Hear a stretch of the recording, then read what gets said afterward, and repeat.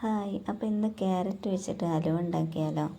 അപ്പോൾ അതിനായിട്ട് ഒരു കപ്പ് തേങ്ങാപ്പാൽ എടുത്തിട്ടുണ്ട്.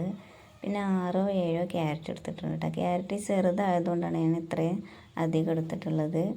വലിയ ക്യാരറ്റ് ആണെങ്കിൽ 4 എടുത്താൽ മതി. അപ്പോൾ ക്യാരറ്റ് ഇവിടെ ഗ്രേറ്റ് ചെയ്ത് വെച്ചിട്ടുണ്ട്. ഇനി ഇത് മിക്സീൻ്റെ ജാറിലേക്ക് ഇട്ടിട്ട് തേങ്ങാപ്പാൽ ഒഴിച്ചിട്ട് അടിച്ചെടുക്കാം. നല്ല ക്രീമി ആയിട്ട് വേണ്ടത് അത് അടിച്ചെടുക്കാൻ. അപ്പോൾ ഞാൻ മിക്സീൻ്റെ ജാറിലേക്ക് ഇട്ട് കൊടുക്കുന്നുണ്ട്. മക്കൾ സ്കൂളിൽ വന്നാൽ പിന്നെ ചായക്ക് എന്തെങ്കിലും കടി വേണമല്ലോ. അപ്പോൾ എൻ്റെ കയ്യിൽ ക്യാരറ്റ് ഉണ്ടായപ്പോൾ അതിട്ടൊന്ന് ഉണ്ടാക്കാമെന്ന് വിചാരിച്ചാണ്. അപ്പോൾ അതാ നല്ല ക്രീമി ആയിട്ട് അടിച്ചെടുത്തിട്ടുണ്ട്. ഇതാ പാൻ അടുപ്പത്ത് വെച്ചിട്ടുണ്ട് ചൂടാവാൻ വേണ്ടിയിട്ട്. ഞാൻ അതിലേക്ക് നെയ്യ് ഒഴിച്ച് കൊടുക്കുന്നുണ്ട്. പിന്നെ നമ്മളെ കയ്യിൽ എന്തെങ്കിലും നട്ട്സൊക്കെ ഉണ്ടെങ്കിൽ അതൊക്കെ ചേർത്ത് കൊടുക്കുക. അതേപോലെ തേങ്ങ ചെറുതായി കഷ്ണങ്ങളാക്കി അത് ഇട്ട് കൊടുക്കുക. അപ്പോൾ അതാ ഞാൻ പാന് നല്ല ചൂടായതിന് ശേഷം അതിലേക്ക് ഒഴിച്ച് കൊടുത്തിട്ടുണ്ട്. പിന്നെ അതിലേക്ക് ഒരു 3 സ്പൂണ് കോൺഫ്ലവറിൻ്റെ പൊടി കലക്കി ഒഴിച്ച് കൊടുക്കാൻ വേണ്ടിയിട്ട്.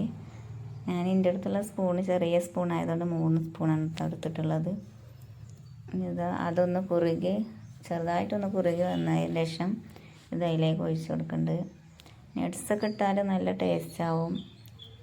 ഞാനതൊന്നും ഇട്ട് കൊടുത്തിട്ടില്ല കേട്ടോ. അപ്പോൾ അതൊന്ന് കുറുകി വന്നതിന് ശേഷം കോൺഫ്ലവർ അതിലേക്ക് കലക്കി ഒഴിച്ച് കൊടുത്തിട്ടുണ്ട്. ഇനി നന്നായിട്ടൊന്ന് കൈ വിടാതെ ഇളക്കി കൊണ്ടിരിക്കണ്ട, അല്ലെങ്കിൽ ഇങ്ങനെ അടി പിടിക്കും ചിലപ്പോൾ. അപ്പം ഇത് നല്ല കുറുകി വന്നിട്ടുണ്ട്. ഇനി നമുക്ക് ഇതിലേക്ക് ആവശ്യമായിട്ടുള്ള പഞ്ചസാര ഇട്ട് കൊടുക്കുന്നുണ്ട്. ഞാനിവിടെ 3 സ്പൂൺ പഞ്ചസാര ഇട്ട് കൊടുത്തിട്ടുണ്ട്. പിന്നെ മധുരം ബാലൻസ് ചെയ്യാൻ വേണ്ടിയിട്ട് ഒരു നുള്ള് ഉപ്പിട്ട് കൊടുത്തിട്ടുണ്ട്. എന്നിട്ട് നന്നായിട്ടൊന്ന് മിക്സ് ചെയ്ത് കൊടുക്കുക. അപ്പോൾ അത് ഏകദേശം റെഡിയായി വന്നിട്ടുണ്ട്. ലാസ്റ്റ് കുറച്ച് നെയ്യ് ഒഴിച്ച് കൊടുക്കുന്നുണ്ട്. നെയ്യ് ഒഴിച്ച് കൊടുത്തതിന് ശേഷം ഒന്നും കൂടെ ഇളക്കി കൊടുക്കണം. ഒന്നും കൂടെ ഒന്ന് കുറുകി വരാണ്ട് കേട്ടോ. അപ്പം ഇങ്ങനെ ഇളക്കിക്കൊണ്ടേ ഇരിക്കണം. അപ്പോൾ അത് പാനിൽ നിന്ന് ഇങ്ങനെ വിട്ട് കിട്ടുന്നൊരു പരുവത്തിലായിട്ടുണ്ട്. അപ്പോൾ ഇങ്ങനെ വേണം കേട്ടോ, എന്നാലേ നമുക്ക് സെറ്റ് ചെയ്യാൻ പറ്റുള്ളൂ. അപ്പോൾ തന്നെ ഒരു പാത്രത്തിലേക്ക് ഞാൻ എൻ്റെ അടുത്തുള്ള കേക്ക് ടിന്നിലേക്കാണ് ഒഴിച്ച് കൊടുക്കേണ്ടത്.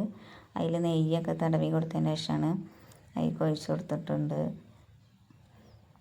ഞാൻ സ്പൂണായിട്ട് മേലൊന്ന് ലെവൽ ചെയ്ത് കൊടുക്കുക.